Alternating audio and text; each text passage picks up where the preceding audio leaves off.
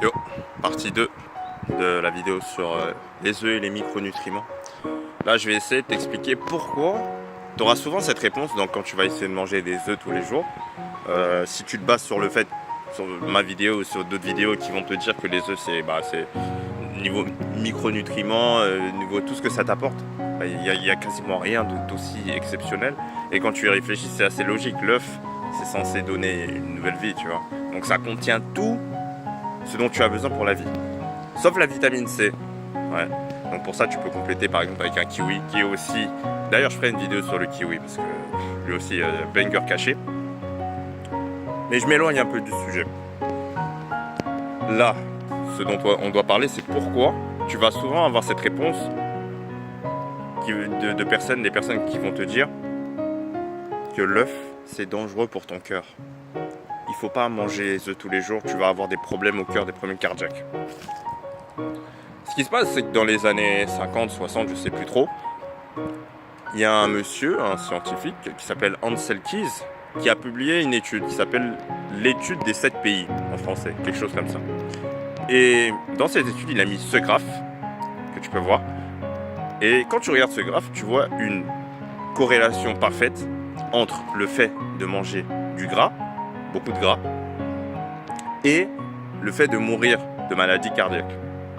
Donc tu vas avoir des pays, tu vois les pays sur le graphique.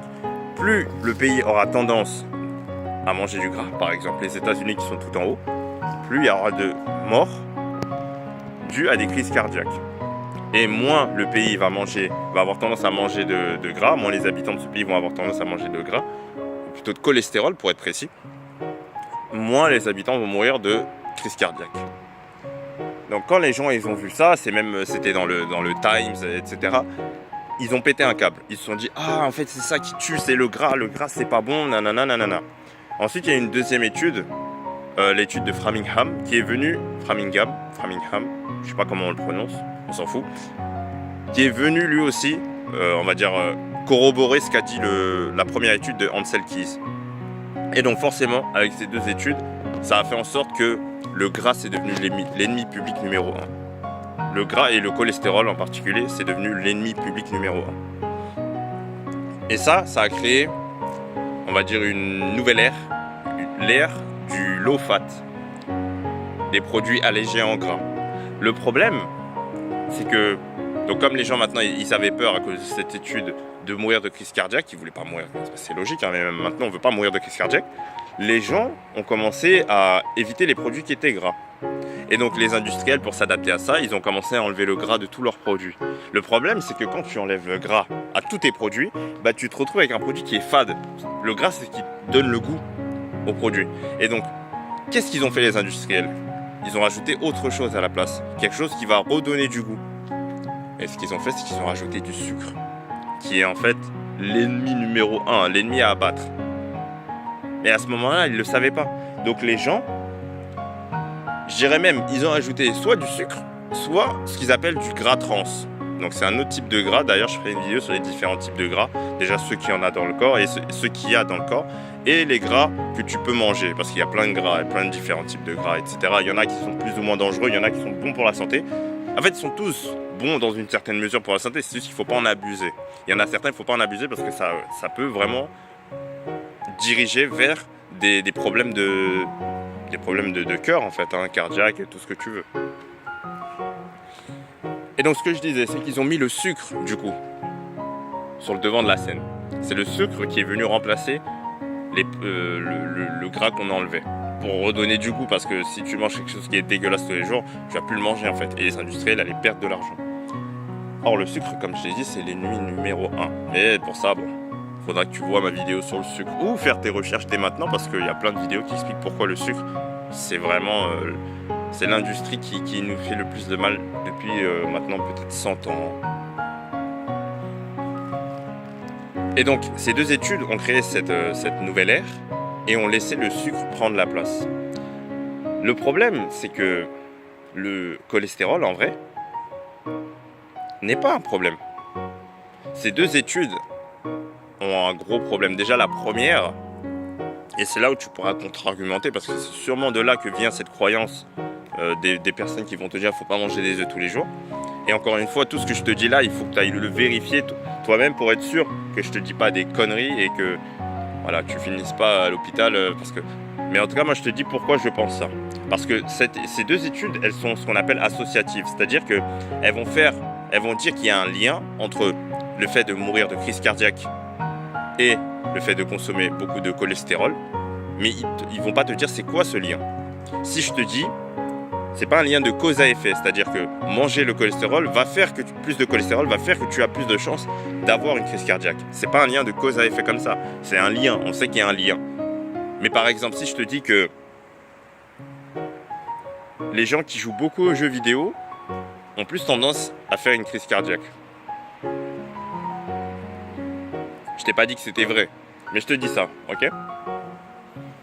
Tu vas me dire, si tu acceptes juste l'association et que tu penses que c'est un lien de cause à effet, donc tu vas te dire, c'est-à-dire que jouer aux jeux vidéo te cause une crise cardiaque. Mais c'est pas ça l'idée. L'idée ici, c'est que j'ai pas prouvé qu'il y avait un lien de causalité. C'est-à-dire qu'il peut y avoir plein de liens. On a remarqué que les gens qui jouaient beaucoup aux jeux vidéo faisaient beaucoup de crises cardiaques. Mais peut-être que les gens qui jouent beaucoup aux jeux vidéo, ils ont aussi de mauvaises habitudes de vie. Ils font pas de sport, ils fument plus, ils font ceci, cela. Donc il y a d'autres facteurs qui font que cette association est vérifiée. Donc que les gens qui jouent aux jeux vidéo font des crises cardiaques. Tu vois, c'est pour ça que c'est très dangereux. Il faut faire très attention quand tu vois une étude qui te dit quelque chose. Est-ce que l'étude a vérifié que c'était un lien de cause à effet ou juste un lien? Parce qu'un lien, ça veut rien dire. Je t'ai montré que les jeux vidéo, ça veut rien dire du tout. Deuxièmement, l'étude de Ansel Keys, la première, elle dit, enfin ou plutôt, elle montre une corrélation parfaite. Pourquoi? Parce qu'il a choisi les pays qui allaient justement faire en sorte que son graphe ressemble à ça, son graphique ressemble à ça. Par exemple, un pays comme la France, qui lui mange beaucoup plus de gras, donc il devrait se situer très haut en termes de morts, il aurait moins de morts que le deuxième pays que tu vois sur ce graphique. Et donc ce serait incohérent avec son graphique. Donc il a supprimé, il n'a pas pris la France par exemple. Donc il a fait en sorte de prendre les données, et ce qui est normalement interdit en science, il a fait en sorte de prendre les données qui l'arrangeaient pour pouvoir corroborer l'histoire qu'il voulait donner. Donc c'est pour ça que cet argument de oui, le gras et surtout le cholestérol qu'il y a dans tes œufs va te faire avoir une crise cardiaque. Voilà.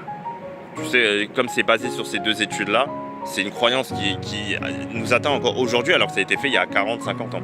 Et même les médecins qui ont étudié dans les années 70, on leur disait en école de médecine forcément que le gras, manger du gras, en gros, ça va te faire avoir des crises cardiaques.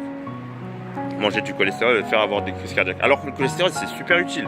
C'est vraiment super utile. Genre, le cholestérol, ça va faire quoi? Ça va protéger tes membranes cellulaires. Les membranes, c'est, on va dire, la coquille qui protège ta cellule. Et c'est le cholestérol qui permet de faire ça, de protéger. Le cholestérol, il va aussi protéger tes neurones. Il va se mettre autour pour les protéger, pour pas qu'ils se dégradent. Le cholestérol, c'est aussi ce qui te permet de synthétiser certaines hormones. Pas hormones, vitamines et hormones.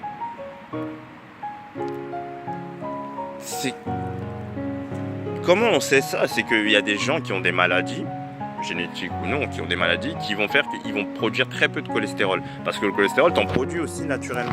Il y a ce que tu manges, mais il y a ce que tu produis naturellement. Et ces gens-là, ils ont plein de malformations. Des malformations de partout.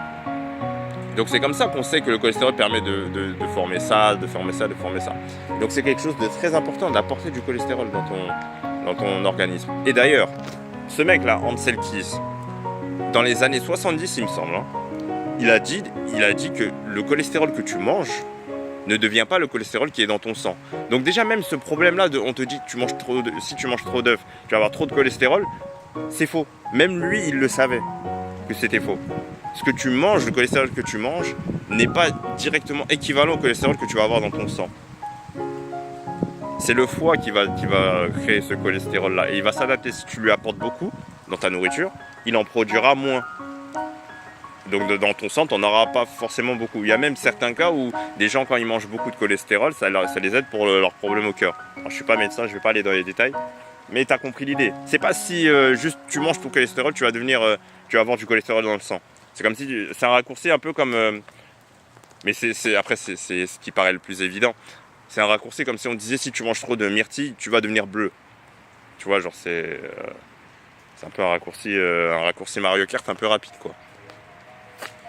Donc maintenant que tu sais pourquoi c'est important de toujours vérifier les études, d'où proviennent les idées en fait qu'on te dit, est-ce que c'est vrai, est-ce que c'est faux, rien n'est absolu ou il faut toujours rechercher et voir pourquoi on dit ça. Je sais que ça demande des efforts, c'est chiant, mais c'est dommage parce que tu te prives en croyant cette idée-là, juste parce que tu l'as reçue, bah, tu te prives d'un aliment qui est incroyable, que tu peux manger tous les jours. Ça va te faire une petite source de protéines, ça te donne pas tant de protéines que ça donne 6 protéines par œuf, quelque chose comme ça. Mais tous les micronutriments, etc., tu te mets trop bien avec ça. C'est vraiment un cheat code. Donc voilà, j'espère que tu as appris quelque chose dans cette vidéo, voilà, et que tu seras capable de contre-argumenter les personnes qui vont te dire « Oh, tu peux pas manger des œufs tous les jours ». C'était NZ.